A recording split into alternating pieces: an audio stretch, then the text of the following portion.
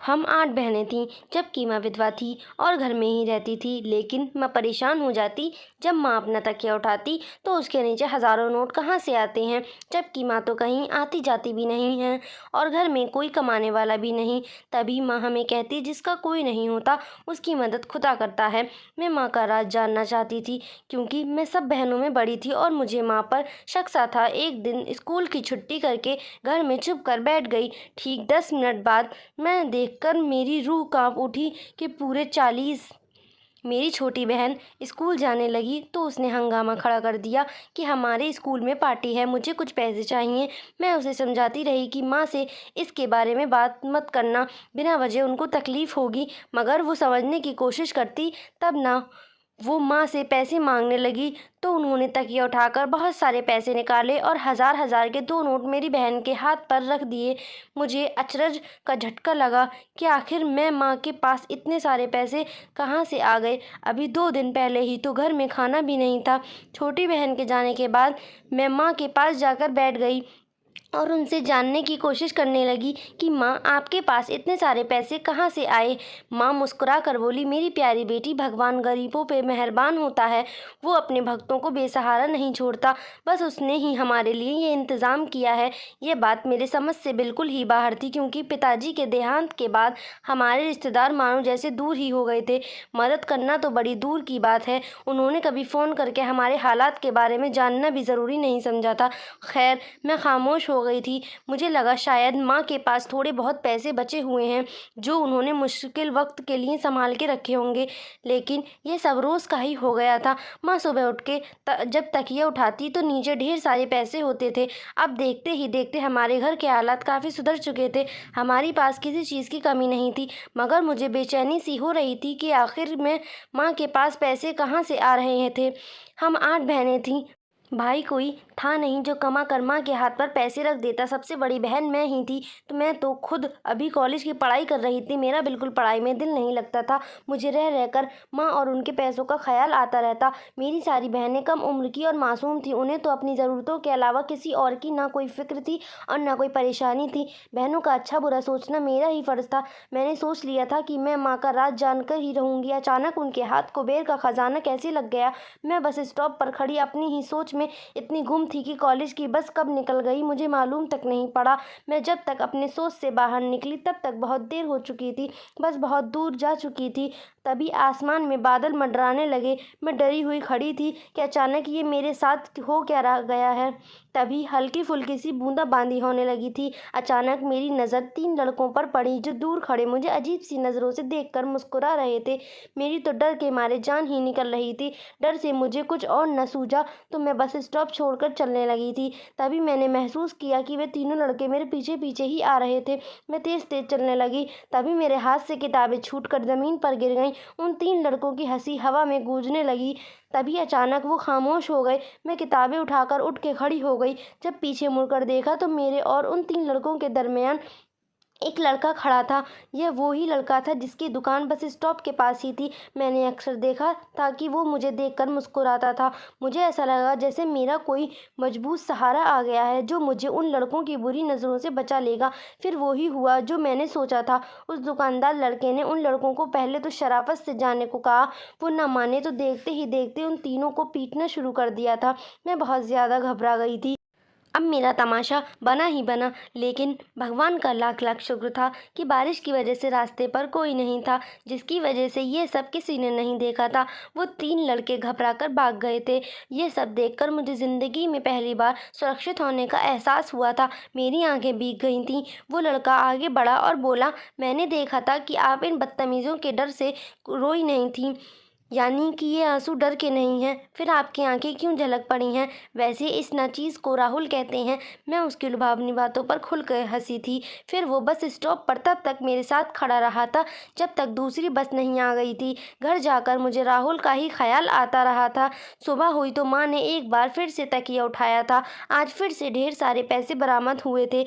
मेरा माथा टनकने लगा था। मैं कॉलेज के लिए तैयार हो रही थी मगर मैं सब कुछ छोड़कर माँ के पास आकर बैठ गई थी। मैंने कहा, माँ, मैं मानती हूँ कि भगवान हम पे दया कर रहा है, लेकिन इस दया के पीछे कुछ तो वजह ज़रूर होगी। मुझे आप बताएं, इस रहम के पीछे क्या वजह है? मेरी बात सुनकर माँ का रंग फीका पड़ गया था। मुझे ऐसा महसूस हुआ जैसे वो घबरा गई हूँ। वो थूक निकाल कर बोली, तुम आम खाओ, पेड़ मत गिनो। चलो उठो, तुम्हारी बस निकल जाएगी। बस की बात सुनकर मुझे एकदम से राहुल की याद आ गई, इसलिए मैं ये बस छोड़कर खड़ी हो गई और तैयार होने लगी। आज कॉलेज से वापस आते समय मैं बस स्टॉप पर खड़ी थी। जब मैंने राहुल को अपनी तरफ आते हुए देखा, वो बोला, मैं आपकी हिफाजत के लिए आया हूँ। मैंने उसका शुक्रिया अदा किया और कहा कि इस तरह की शिष्टाचार की ज़रूरत नहीं है। आज तो वैसे भी बस स्टॉप पर बहुत भीड़ थी, क्योंकि अभी बस आने में 5 मिनट बाकी थे। राहुल बोला, मैं ये सब अपनी खुशी के लिए कर रहा हूँ। आपकी हिफाजत करके मुझे खुद को खुशी महसूस होती है। मुझे ये बात सुनकर इतना अच्छा लगा था कि मैं शब्दों में इसे बता नहीं सकती। अब इसी तरह हर रोज़ राहुल मेरे पास आकर खड़ा हो जाता। उसने मुझे अपना मोबाइल नंबर भी दे दिया था। मैं अब घर जाकर हर रोज़ उसे फ़ोन करती थी। राहुल ने मुझसे कहा कि वो मेरे रिश्ते के लिए अपने माँ बाप को मेरे घर पे भेजना चाहता है। इससे ज़्यादा खुशी की बात मेरे लिए और क्या हो सकती थी। मैंने उसे कह दिया कि वो अपने माँ बाप को हमारे घर भेज दे। अगले ही दिन राहुल के माता पिता उसका रिश्ता लेकर हमारे घर आ गए थे। हमने हर तरह से बेहतरीन इंतज़ाम किया था। राहुल की अपनी दुकान थी जो बहुत अच्छी चलती थी। माँ को भी यह रिश्ता उचित लगा था, इसलिए माँ ने हाँ कह दिया था। मेरे और राहुल की खुशी का कोई ठिकाना ही न रहा था।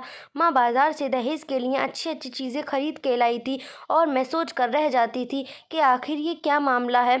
माँ से पैसों के बारे में पूछती तो वो सिर्फ इतना ही कहती, हर सुबह तकिए के नीचे से इतने पैसे निकल जाते हैं कि तुम्हारे दहेज के लिए एक से बढ़कर एक चीज़ खरीद सकती हूँ। मेरी बीए की परीक्षा आज शुरू हो गई। मेरी शादी की तारीख परीक्षा ख़त्म होने के तुरंत बाद ही तय हो गई थी। शादी की खुशी में मुझसे पढ़ाई तो नहीं हो पा रही थी, मगर फिर भी मैंने ध्यान लगाकर सारे विषय के पेपर के जवाब अच्छे से लिखे थे। अब उम्मीद थी यकीनन रिजल्ट अच्छा ही आएगा। फिर देखते ही देखते मेरी शादी की तैयारी भी शुरू हो चुकी थी। हल्दी की रात मैंने माँ के कमरे में ही गुजारी थी। मैं जानना चाहती थी कि माँ के पास इतने ढेर सारे पैसे आते कहाँ से हैं। मैं सारी रात जागने की कोशिश कर रही थी, लेकिन मैं ज़्यादा देर अपनी नींद पर काबू पाने में नाकाम रही थी। सुबह 10 बजे माँ ने मुझे झटका देकर उठाया था कि बारात आने वाली है। माँ बड़े गुस्से में थी। वो बोली, न जाने ये कैसी लड़की है जो अपनी शादी के दिन भी गधे घोड़े बेचकर सो रही है। मैंने घड़ी में टाइम देखा तो मैं खुद भी परेशान हो गई थी। फिर उठकर जल्दी से अपनी तैयारी करने लगी। इतनी देर में मेरी सहेली भी आ गई। वो मुझे दुल्हन का मेकअप करने वाली थी। मेकअप करते करते 1 बज गया था। मुझे तो बस एक ही डर लग रहा था कि कहीं ऐसा ना हो कि बारात आ जाए और मेरी तैयारी भी पूरी ना हुई हो। बारात का वक्त 12:30 का था, मगर सभी जानते हैं कि ऐसे कामों में थोड़ा बहुत तो टाइम आगे पीछे हो ही जाता है। 2 बजे जब मैं तैयार हो गई तो मैं एकदम से रिलैक्स हो गई। अब अगर बारात आ जाती तो मुझे कोई फ़िक्र ना होती। इतने में मेरी माँ कमरे में दाखिल हुई तो उनके चेहरे से हवाइयाँ उड़ी हुई थीं। वो बोली, नेहा, राहुल को फ़ोन करके पूछो कि बारात कहाँ रह गई, अभी तक आई क्यों नहीं। हमारे मेहमानों का तो भूख से बुरा हाल हो गया है। मैंने माँ को तसल्ली दी कि बारात भी आ जाएगी, इतनी जल्दी किस बात की है। मगर मैं नहीं जानती थी कि मेरी बारात तो आएगी ही नहीं। मैं राहुल को फ़ोन करती रही, मगर उसका नंबर बंद आ रहा था। जब 4 बज गए तो हमारे घर आए मेहमान अपने अपने घर वापस लौटने लगे थे। मेरा तो रो रो कर बुरा हाल हो गया था। इतनी देर में मेरी सबसे छोटी बहन राधा आ गई। वो बोली, दीदी, ईशा दीदी कहाँ हैं। ईशा मुझसे 2 साल छोटी थी। वो भी मेरे साथ ही कॉलेज आती जाती थी, मगर उसकी परीक्षा ख़त्म हो चुकी थी, इसलिए वो घर पर ही रहती थी। मैंने रोते रोते ही उसे जवाब दिया, मुझे नहीं मालूम कि वो कहाँ गई है। बाद में हम लोग उसे ढूंढने लगे थे। इस तरह उसे ढूंढते ढूंढते 10 बज चुके थे, मगर उसका कोई पता नहीं चल रहा था। बात बड़ी सीधी थी कि वो शादी के माहौल का फ़ायदा उठाकर घर से भाग गई थी। एक बेटी की तो बारात न आई और दूसरी बेटी बिन बारात के ही विदा हो गई थी। इस धक्के को माँ बर्दाश्त न कर पाई थी। उनकी शुगर हाई हो गई और उनको पैरालाइज का अटैक हो गया। मुझ पर 3-3 दुखों का पहाड़ गिर गया था, मगर मैं बड़ी ढीठ थी। तीनों गम सह गई थी। माँ को 2 हफ्तों तक अस्पताल में एडमिट कर दिया था। फिर डॉक्टरों ने उन्हें यह कहकर छुट्टी दे दी थी कि हमने हर तरीके से कोशिश कर ली है, मगर भगवान के फैसले के आगे हम डॉक्टर भी बेबस होते हैं। हम आपकी माँ की टांगें निकालने से नहीं बचा सके। मेरी माँ टांगों से अपाहिज हो गई थी। अब वो सारा दिन चारपाई पर पड़ी रहती ही, लेकिन माँ के तकिए के नीचे से निकालने वाले पैसों का सिलसिला अब तक जारी था, बल्कि अब पैसे दुगने हो गए थे। यह क्यों और कैसे हो रहा था, मुझे इसकी कुछ भी खबर नहीं थी। मैं घर में पड़े अपने दहेज के सामान को देखकर नाराज़ हो जाती थी। एक दिन गुस्से में आकर मैंने माँ को कह ही दिया, इस हराम के पैसे से आप मेरा दहेज न बनाती तो शायद मेरी बारात वापस न जाती। मेरी यह बातें सुनकर माँ फूट फूट कर रोने लगी थी। उन्होंने कहा, मुझे इतना दर्द न दो नेहा, मेरे दिल के पहले जख्म ही अभी तक नहीं भरे। अभी तो दिल भी चाहता है कि मैं मर जाऊं। मैं आज अपनी माँ की आंसुओं से पिघलने वाली नहीं थी। मुझे मोहब्बत का झांसा देकर बेवकूफ़ बनाया गया था। मेरे जज्बात को पैरों तले रौंद दिया गया था।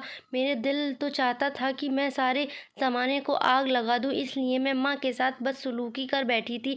मैं बोली, अगर आप मर गईं तो शायद इन पैसों का सिलसिला भी थम जाए और शायद हमारे घर से ये अनहोनी भी ख़त्म हो जाए। मैं इतना कहकर बाहर चली गई। मुझे बाहर भी माँ के रोने की आवाज़ महसूस हो रही थी। थोड़ी देर बीती होगी कि हमारे घर के दरवाजे पर दस्तक हुई थी। सबसे छोटी बहन राधा तो ये चीख ही पड़ी थी। वो बोली, छोटी दीदी आप। मैं ये सोचकर कमरे से बाहर निकली कि आखिर देखूं तो सही कि कौन सी छोटी दीदी हमारे घर आई हैं। मैंने बाहर झांक के देखा तो सामने ईशा और राहुल खड़े थे। यह दृश्य देखकर मुझे चक्कर आने लगे थे। मैं दौड़ती हुई कमरे से निकली और राहुल के गिरेबान को पकड़कर हिलाने लग गई थी। इतने में ईशा ने मेरा हाथ थामकर झटक दिया और बोली, दीदी मैं अपने पति इस तरह से अपमान बर्दाश्त नहीं करूँगी। ईशा की बात सुनकर तो मुझे सांप सूंघ गया था।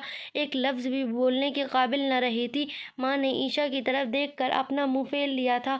वो भागकर माँ के कदमों में जाकर बैठ गई और ज़ोर ज़ोर से रोने लगी थी। माँ के पाँव चूमती जाती और उनसे माफ़ी मांगती जाती। फिर वो बोली तो मुझे लगा कि मैं फिर अब दोबारा से सांस ही न ले पाऊँगी। माँ और राहुल हम एक दूसरे से मोहब्बत करते थे। फिर मेरी परीक्षा ख़त्म हो गई। मैं घर में बैठकर रिज़ल्ट का इंतज़ार करने लगी। मेरी और राहुल की बात मोबाइल पर होने लगी थी, लेकिन एक दिन छोटी सी बात पर हम दोनों के बीच बहुत बड़ा झगड़ा हुआ और हमने ये आपस का प्यार का रिश्ता ख़त्म कर दिया था। मैं तो सबसे छुप छुपाकर अपने मोहब्बत के गम में खोई रहती थी, मगर ये दूसरी लड़कियों से मोहब्बत के बारे में सोचने लगा था। मैं नहीं जानती कि मैं दीदी और राहुल का रिश्ता कैसे पक्का हुआ, लेकिन जब मैंने राहुल की तस्वीर देखी तो मेरी मोहब्बत एक बार फिर से जाग उठी थी। मैं राहुल से फिर से मिली और उसे हकीकत बता दी कि नेहा मेरी बहन है। राहुल अच्छा इंसान है। उसे अपनी गलती का एहसास हो चुका था, इसलिए उसने शादी के लिए इनकार कर दिया था और इस तरह हम दोनों ने भागकर शादी कर ली। लेकिन माँ, मुझे अगर ज़रा भी मालूम होता कि मेरी इस हरकत से आप हमेशा के लिए अपाहिज हो जाएंगी तो मैं अपनी मोहब्बत को आपके हवाले कर देती। माँ, मुझे माफ़ कर दो। माँ, अगर आप मुझे माफ़ नहीं करेंगी तो मैं जीते जी मर जाऊंगी। हम सब ईशा की बातें सुनकर रोने लगे थे। माँ बोली, ईशा मैं सिर्फ तुम्हें एक शर्त पर माफ़ कर सकती हूँ कि जब तक मेरी नेहा की शादी नहीं हो जाती तुम इस घर में कदम भी नहीं रखोगी। ईशा ने माँ की शर्त मंजूर कर ली थी। ईशा मेरे कदमों में गिरकर मुझसे भी माफ़ी मांग रही थी। राहुल ने भी मेरे आगे हाथ जोड़ दिए थे। अगर मैं उन्हें माफ़ करने की हिम्मत खुद में न ला पाती तो क्या होता। ऐसे ही वक्त गुजरने लगा था। मेरे रिज़ल्ट भी आ गया था। मैं बहुत अच्छे नंबरों से पास हुई थी। मैंने माँ से परमिशन मांगी कि वो मुझे स्कूल में नौकरी करने दे।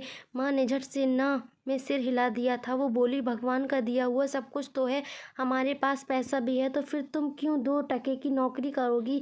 मैं अपने दुख में इस तरह से उलझ गई थी कि मुझे दुनिया का होश ही नहीं रहा था। तो ये तक कि भूल गई कि हर सुबह माँ के तकिए के नीचे पैसे निकलते हैं। अम्मा की बात ने मेरी आंखें खोल दी थी। मैंने तो तय कर लिया था कि अब तो ये राज पता करके ही रहूँगी। इसलिए अब मैं माँ के कमरे में सोने लगी थी। मुझे माँ के कमरे में सोते हुए 2 रातें गुजर चुकी थी, मगर अभी तक मेरे हाथ कोई सुराग न लगा था। आज तीसरी रात थी। आज मैंने सोच लिया था कि एक सेकंड के लिए भी अपनी पलकें नहीं झपकाऊंगी। ऐसे ही धीरे धीरे रात बीत रही थी, यहाँ तक कि रात के 3 बज चुके थे। तभी बाहर से आवाज़ आई, जैसे कोई बाहर से हमारे घर में कूदा हो। मेरा पूरा शरीर डर से कांप उठा था। मैं अपनी आंखों से सारा नज़ारा देखने लगी थी। हमारे कमरे के दरवाजे को किसी ने धकेल कर खोला था और कोई दबे कदमों से अंदर दाखिल हो चुका था। कमरे में दाखिल हुए शख्स को देखकर तो मैं दंग ही रह गई थी, क्योंकि वहाँ तो एक 40 साल का हैंडसम मर्द खड़ा था। मैं उसको गौर से देख रही थी, तभी मेरे सिर पर आसमान टूट पड़ा कि ये यहाँ कैसे पहुँच गया। आज से 7 साल पहले की बात है, जब मैं स्कूल में पढ़ती थी। मुझे नई नई लड़कियों से दोस्ती करने का बहुत शौक था। हमारी क्लास में एक नई लड़की ने दाखिला लिया था, उसका नाम पायल था। वो क्लास में हम सब लड़कियों से बड़ी थी, इसलिए उससे कोई भी दोस्ती न करता था। मुझे पायल की हालत देखकर बड़ा दुख हुआ था। वो सारा सारा दिन अकेली ही बैठी रहती थी। फिर मैंने ही उसकी तरफ दोस्ती का हाथ बढ़ाया था। देखते ही देखते हम दोनों की बहुत गहरी दोस्ती हो गई थी। मेरे पिताजी के स्वर्गवास को 4 साल हो गए थे। हम बहनें भी तब छोटी छोटी थीं। 8 बच्चों को अकेले पालना आसान काम नहीं होता था, इसलिए माँ हम पर ज़्यादा ध्यान न दे पाती थी और मैं ईशा अक्सर स्कूल में रुक कर कोई न कोई खेल खेला करते थे। लेकिन मेरी माँ ने कभी मेरे बारे में पूछताछ नहीं की थी कि मैं स्कूल से घर इतनी देर से क्यों लौटती थी। माँ की इस लापरवाही ने मुझे छूट सी दे दी थी। अब मैं हर रोज़ पायल के घर जाने लगी थी। एक दिन पायल बोली, मैं तुम्हें अपनी दूसरी सहेली के घर लेकर चलती हूँ। मैंने भी तुरंत हाँ कर दिया था और पायल उसकी सहेली के घर चले गई। पायल ने मुझे ड्राइंग रूम में बिठाया और खुद बाहर चली गई और कमरे को लॉक कर दिया। लॉक की आवाज़ सुनकर मैं तो घबरा गई थी, मगर फिर मन में विचार आया उसने कोई शरारत की होगी। लेकिन जब मुझे बैठे बैठे काफ़ी देर हो गई तो मुझे यकीन हुआ ये कोई शरारत नहीं थी। अब यही मायने में मुझ पे कयामत टूटी थी। मैं भागकर दरवाजे तक गई और ज़ोर ज़ोर से दरवाज़ा बजाने लगी। तभी 2 मर्द कमरे में दाखिल हुए। दोनों ही शक्ल से बड़े खतरनाक लग रहे थे। एक बोला, अब दरवाजे पर दस्तक देने की गलती मत करना, वरना मैं तुम्हें भूखे कुत्ते के आगे फेंकवा दूंगा। उसकी बात सुनकर तो मैं चौंक गई थी। मुझे रह रहकर माँ की याद आ रही थी। मैं जानती थी वो मेरी फिक्र में पागल हो गई होगी। मैं रो रो कर भगवान से मदद मांगने लगी थी। मेरी आवाज़ उस कमरे में गूंजने लगी थी। अब तो मेरी बची कुछ हिम्मत भी जवाब देने लगी थी। मैंने एक बार फिर से उठकर दरवाजे पर दस्तक देनी शुरू कर दी थी और एक बार फिर से दरवाज़ा खुला तो मैं डर कर 2 कदम पीछे हट गई, मगर इस बार कमरे में दाखिल होने वाला मर्द कोई और ही था। वो मुझे देखकर चौंक गया था। वो थोड़ी देर मुझे घूर घूर कर देखता रहा, बाहर निकलकर अपने दोनों आदमियों पर चिल्लाने लगा था। फिर मुझे हाथ से पकड़कर बाहर लेकर गया और गाड़ी में बिठाकर बोला, मुझे अपने घर का रास्ता बता दो। मैंने अपने घर का रास्ता बताया तो वो मुझे खामोशी से घर पर छोड़कर वापस चला गया था। मैं घर में दाखिल हुई तो चुपचाप अपने कमरे में जाकर बैठ गई। इतने में मेरी माँ मेरे कमरे में दाखिल हुई और मेरे कंधों पर 2 थप्पड़ मारकर बोली, कब से तुम्हें आवाज़ दे रही हूँ, पर हिम्मत है जो तुमने एक बार भी पलटकर जवाब दिया हो। मेरा तो अचरज के मारे दिमाग फटने लगा था। मेरी माँ को कोई भी खबर न हुई थी कि मैं इतनी देर घर से गायब हो गई थी। मुझे माँ पर बड़ा गुस्सा आ रहा था। उस दिन के बाद से मैं अपनी बहनों का ख्याल खुद से रखने लगी थी। अगले दिन स्कूल गई तो पायल नहीं आई थी और फिर कभी भी वो लौट कर स्कूल ही ना आई थी। और अब रात को सामने उस मर्द को देखकर चौंक गई थी। यह तो वो ही था उस शाम को जिसने मुझे घर छोड़ा था। अब वो मेरे घर आखिर क्या लेने आया था। इस आदमी ने माँ का तकिया उठाया, उसके नीचे पैसे रख दिए। वो जैसे ही वापस पलटने लगा, माँ ने उसे कलाई से पकड़कर रोक लिया था। माँ गुस्से से बोली, कौन हो तुम। मैंने भी जल्दी से उठकर कमरे की लाइट चालू कर दी थी। सारा कमरा रोशनी से चमका उठा था। माँ की नज़र जैसे ही उस मर्द पर पड़ी, माँ चीख कर बोली, अजय, ये तुम थे। मैं आगे बढ़ी और रोते हुए बोली, आखिर ये सब हो क्या रहा है। वो मर्द आगे बढ़ा और मेरे सिर पर हाथ रखकर बोला, मैं तुम्हें सब कुछ बताता हूँ। मेरा नाम अजय है। जवानी में मेरी शादी पिताजी के अनाथ दोस्त की बेटी से हुई थी। वो लड़की जानती हो कौन थी। वो तुम्हारी माँ थी, लेकिन मुझे तुम्हारी माँ से नफ़रत थी। मैं इससे शादी करना ही नहीं चाहता था, मगर मेरे पिताजी ने अपने दोस्त की दोस्ती में मजबूर होकर मेरी शादी इससे कर दी। जब मेरी बीवी पेट से हुई तो मैंने इस पर बदचलन का इल्ज़ाम लगा दिया और कहा कि ये तो मेरी औलाद है ही नहीं, न जाने किसका गुनाह अपने कोख में लेकर घूम रही है। मैंने इसे बदनाम करके घर से निकाल दिया तो उसने मुझे बद्दुआ दी कि तुम सारी ज़िंदगी औलाद के लिए तरसोगे। लेकिन मैंने उसकी बात को बिल्कुल भी अहमियत न दी और मैं गांव छोड़कर शहर चला गया और छोटी मोटी डकैतियां करके पैसा बनाने लगा था। फिर मैं गुनाहों के दलदल में फंसता ही चला गया था और मैंने बच्चों की अगुवाई शुरू कर दी थी। तुम्हें भी पायल अगवा करके ही मेरे पास लाई थी, लेकिन मैंने तुम्हें पहचान लिया था। उस दिन से मैंने अपने गुनाह की राह छोड़ दी। फिर मैंने शादी की मगर मुझे कोई औलाद न हुई। मैं अब तक औलाद के लिए तरसता रहा हूँ।